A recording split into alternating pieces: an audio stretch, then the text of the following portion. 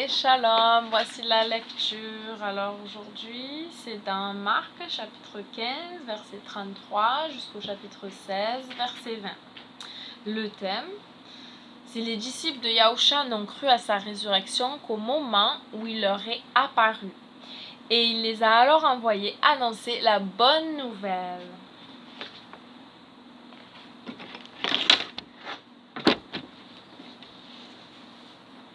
À midi, l'obscurité se fit sur la terre entière, jusqu'à 3 heures de l'après-midi.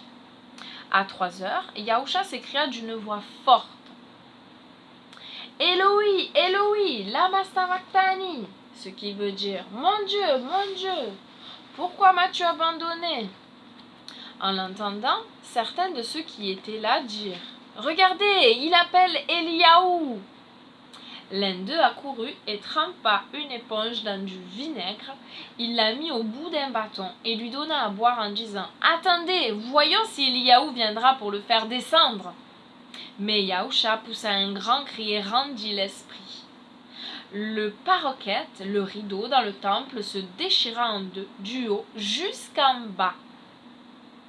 Lorsque le soldat qui faisait face à Yahushua vit comment il avait rendu l'esprit, il s'écria « Vraiment, cet homme était fils de Dieu !»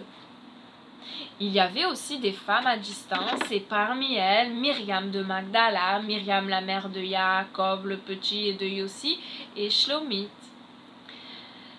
Ces femmes l'avaient suivi et aidé quand il marchait dans la région de la Galile. Et bien d'autres femmes montées avec lui à Yerushalayim se trouvaient là également. Le soir approchant, et comme c'était la préparation, c'est-à-dire la veille du Shabbat, Yosef de Ramataïm, on a l'habitude de Joseph d'Arimathie, un membre important du Sanhédrin, qui attendait lui aussi le royaume de Dieu, vint courageusement trouver Pilate pour demander le corps de Yahushua. Pilate fut surpris d'apprendre qu'il était déjà mort. Il fit appeler l'officier et lui demanda s'il y avait longtemps que Yahushua était mort. Ayant confirmé qu'il l'était, l'officier donna le corps à Yosef.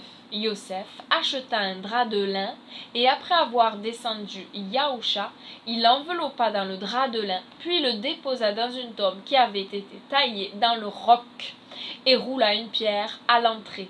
Myriam de Magdala et Myriam, la mère de Yossi, regardaient où on l'avait déposé. Chapitre 16.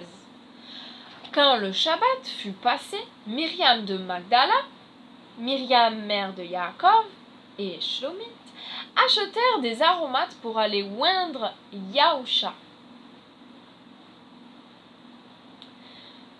Très tôt le dimanche matin, juste après le lever du soleil, elles se rendirent au tombeau.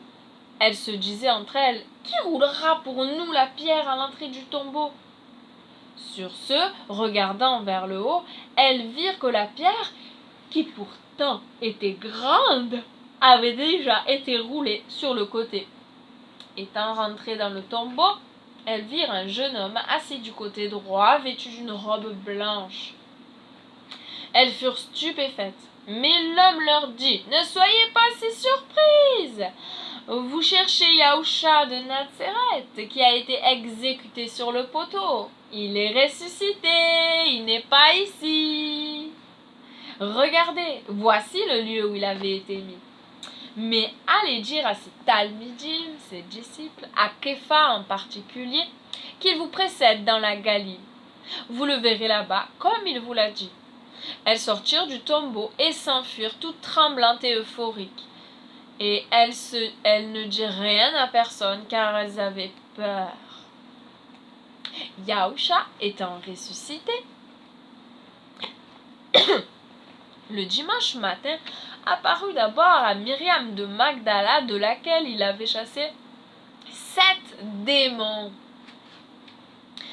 Elle alla tout raconter à ceux qui avaient été avec lui et qui étaient dans le deuil et le chagrin. Mais quand ils l'entendirent dire qu'il était vivant et qu'elle l'avait vu, Ils ne la crurent pas. Après cela, Yahusha apparut sous une autre forme à 2 d'entre eux qui marchaient à travers la campagne. Ils allèrent l'annoncer aux autres, mais ils ne les crurent pas non plus. Plus tard, Yahusha apparut aux 11 pendant qu'ils mangeaient. Il leur reprocha leur manque de confiance en Dieu et leur insensibilité spirituelle, car ils n'avaient pas cru ce qu'il avait vu après qu'il ait été ressuscité. Puis il leur dit, « Allez dans le monde entier, proclamez la bonne nouvelle à toute la création. Celui qui mettra sa confiance en Dieu et qui sera immergé sera sauvé. Celui qui ne mettra pas sa confiance en Dieu sera condamné. Et voici les signes qui accompagneront ceux qui mettent leur confiance en Dieu. En mon nom, ils chasseront les démons. Ils parleront de nouvelles langues. Ils ne seront pas blessés s'ils saisissent des serpents ou boivent quelques poissons mortels. Poissons, j'ai dit. Poison mortel. Ils imposeront les mains aux malades et ceux-ci seront guéris. Le Seigneur, Yahusha, après leur avoir parlé, fut enlevé en haut dans le ciel et s'assit à la droite de Dieu. Et ils s'en allèrent prêcher partout, le Seigneur travaillant avec eux et confirmant le message par les signes qui les accompagnaient. Fin du chapitre 16. Les questions, il y en a 2. Est-ce que je crois vraiment à la bonne nouvelle de la résurrection de Yahusha? Oui! Est-ce que j'y crois vraiment? Oui! Est-ce que je crois que Yahusha agit en moi et à travers moi, confirmant et bénissant tout ce que je fais pour lui? Est-ce que je crois sincèrement? J'ai déjà fait des prières qui n'ont pas été exaucées, mais je sais que le Seigneur est là quand même, bien vivant et puissant, et qu'il agit comme il veut. Des prières exaucées, des prières non exaucées, selon ta volonté à toi, que nous ne connaissons pas toujours, Seigneur, mais nous voulons te remettre, je veux te remettre les malades que je connais, et en particulier le ou la malade qui peut regarder cette vidéo, peut-être que je connais pas aussi, vu que c'est une vidéo publique. Seigneur, je prie pour cette personne, pour sa guérison ou sa délivrance. Si elle a la foi, si elle a confiance en toi, que tu réponds à la prière. Oui, lorsqu'un malheureux crie, l'Éternel entend et le délivre de toutes ses détresses.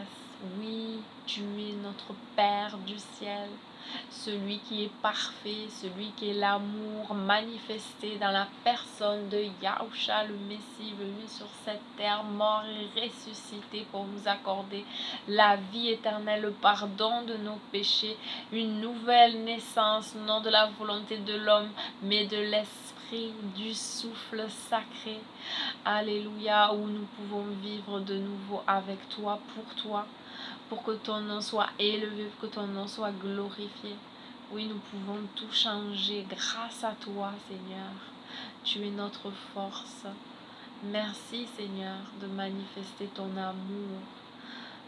Tu sais, Seigneur, les besoins de chacun, ce que cette personne a besoin. Accorde-lui, Seigneur. Accorde-lui. À toi, il n'y a rien qui est trop dur. Rien n'est difficile pour toi. Rien n'est impossible. Tout est possible à toi.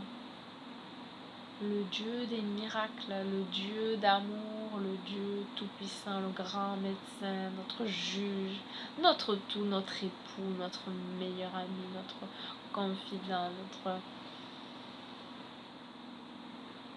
air, c'est l'air, tu es l'air qu'on respire.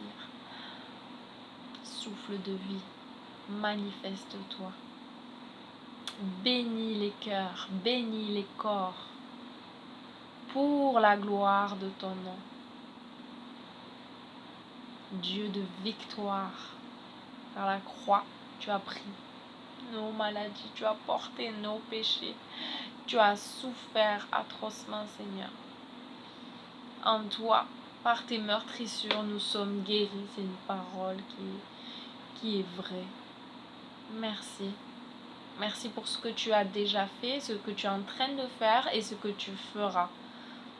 À toi la gloire au siècle des siècles. Amen. Soyez bénis.